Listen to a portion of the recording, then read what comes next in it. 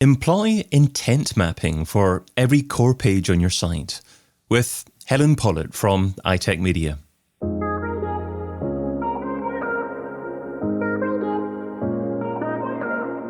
Brought to you by Majestic. I'm David Bain and this is SEO in 2022. Helen, what's your number one SEO tip for 2022? My number one tip is to consider granular intent mapping for every core page on your site. And by intent mapping, I mean, are you sure that you absolutely understand what it is that someone who's landing on your core pages really wants to do when they get on those pages? So from that, it should really inform the type of content that you have on those pages, how that content's displayed, signposting that content has in it. It should really dictate everything about the content and the user journey through your site from that landing page. So how does an SEO become confident of the intent? Is there a set place that you should actually start asking customers and potential customers queries and doing surveys? How do you define that intent? I would really start right at the basics, really, of doing some good keyword research, get yourself a seed list of keywords, and then just using your own intelligence to actually try to understand what might someone who's searching for this particular query be looking for. Sometimes it's very obvious. For instance, if someone is searching for karaoke bars near me, you kind of know what they're looking for. They're looking for a list of karaoke bars near them. If they are searching for something like best karaoke bars near me, then you can start to infer that actually there might be some kind of intention to have criteria set against that list of karaoke bars. So just from reading through the seed keyword list and actually starting to whittle that down, you should be able to understand what the intent is. But from there, I tend to see what Google thinks the intent is. So I might put some of those keywords into Google and see what sort of search results are brought back. And really that then helps you to understand what Google might decide the intent is. And that might change over time. So it's worth doing that repeatedly whilst you are optimizing those landing pages if you're doing that over a long period of time. So, and then it's also really worth looking at some of the conversations that you're having with your customers, your visitors to your site.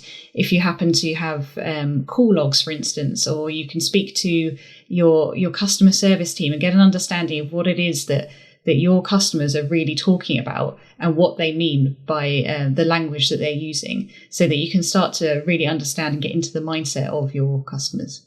So if you've defined a different intent for similar keyword phrases, where do you draw the line in terms of deciding that it's worthwhile having separate, distinct pages on your website? It might not be worthwhile having separate distinct pages, but it might be that it just informs the type of content that you have on those pages. So those pages might not just contain information that is mapped to one particular intent. It might be that people who have slightly different intent are still able to find what they need from that one page. So in my example about karaoke bars, you might decide actually if someone is typing in karaoke bars near me, their intent is just for a list of karaoke bars in their geography. You might not even bother optimizing for that search phrase at all because Google Maps has probably swept up most of the traffic there. But best karaoke bars near me, or top karaoke bars near me, or what should I do on a night out, you can start to look at those kind of search phrases. And although they might have slightly different intent behind them, you might be able to craft content for the one page that actually meets all of those user needs. So it's worth considering actually, can you just create a really rich page that covers a few intents that are quite similar, rather than looking at having individual pages? Because it's not just that the keywords might be cannibalized, but actually you might see an overlap in terms of the intent behind those pages. Right. Okay. So in essence, what you'd do is you'd categorize intents that were quite similar, and you would perhaps create H2 heading sections on your page to deal with the different intents that you've identified?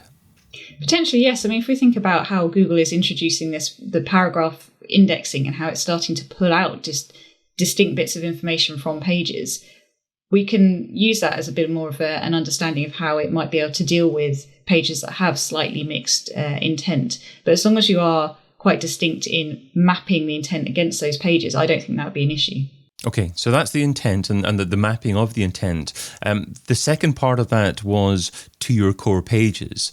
So how do you actually define what your core pages are?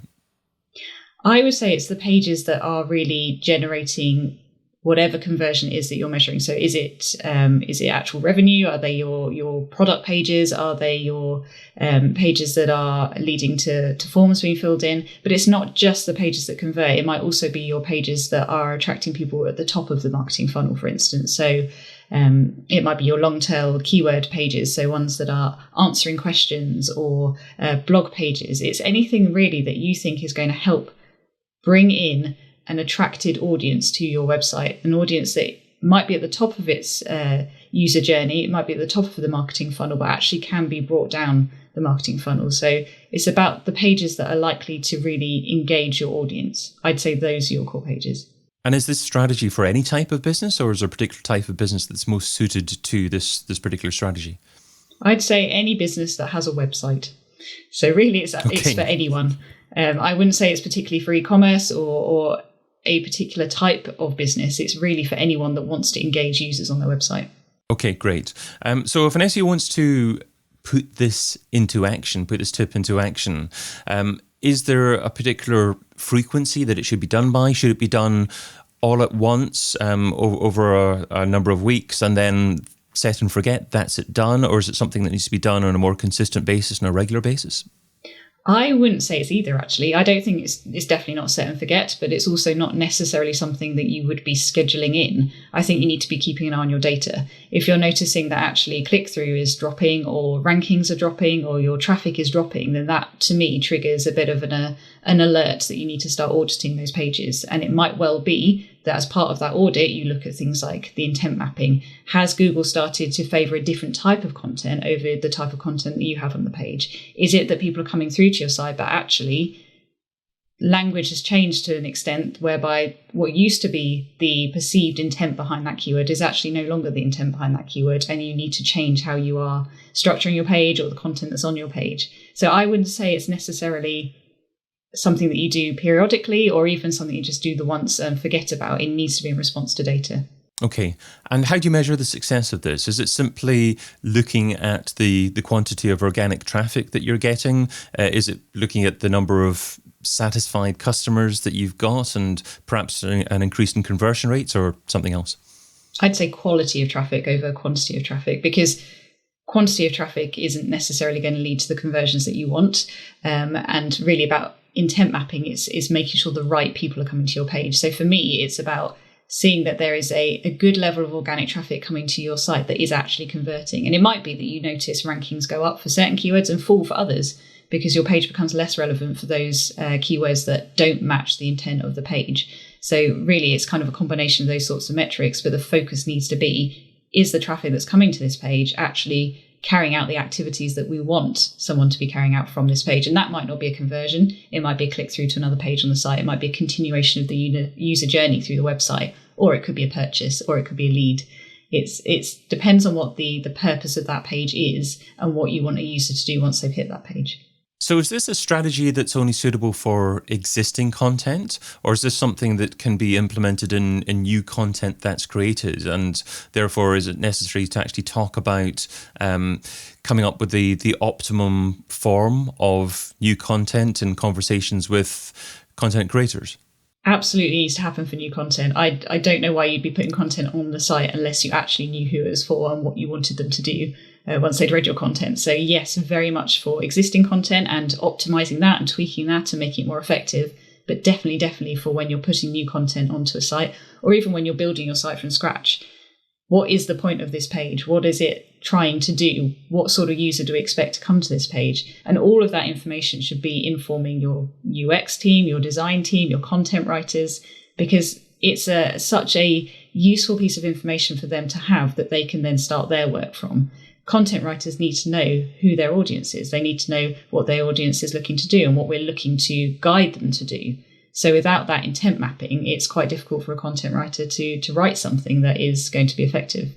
And should it be, in general, an SEO leading this in an organisation? Because it sounds something that's quite suitable for a fairly creative content creator or some other person within the marketing department, perhaps a head of marketing, to really take control of this and run with this. Or do you think it's an SEO that should lead it? That very much depends on the politics within your organization, I would say, and where those kind of boundaries have been drawn in the past. I would love to say that an SEO should be spearheading it because it's something that I think all SEO should be really excited to be doing. But actually, practically, it might be that it is better suited to someone who's been upskilled within the content marketing team to understand keyword research and intent mapping, for them to lead it, or perhaps for a product manager to be leading it. It very much depends on how your organization is structured, but it's definitely something that SEO should be inputting into. It's something that they should be really excited to be working on. But if an SEO hasn't done any intent mapping in the past, and maybe they see the value of it now, so they understand actually that's something I should be doing in 2022. However, they're struggling for time. What's one thing that they have been doing on a regular basis over the last few years that's perhaps diminished in value that they should stop doing to actually focus more time on learning things like intent mapping and implementing that? This might be a little bit controversial, but I would say possibly spend a little bit less time trying to carefully sculpt your search results. So the snippets that are going to be displayed in Google, because actually Google is probably going to be changing those for its own purposes a lot more in the future. So whereas in the past you may have spent a lot of time trying to craft the perfect meta title or make a perfect meta description, in all honesty, I can see that kind of activity being less fruitful in the future. And I would suggest actually it's time better spent looking at making sure the landing pages that you're driving that traffic to are exactly meeting the needs of the searchers, because you're more likely to rank despite whatever Google decides to show as your search snippet, and you're more likely to convert your visitors when they land on that page. So for me, that's probably what I would look to do less in favour of intent mapping. Great advice. Well, you can find Helen Pollitt over at iTech.media. Helen, thanks for being part of SEO in 2022. Thank you. Check out the rest of the content from SEO in 2022 over at SEOin2022.com.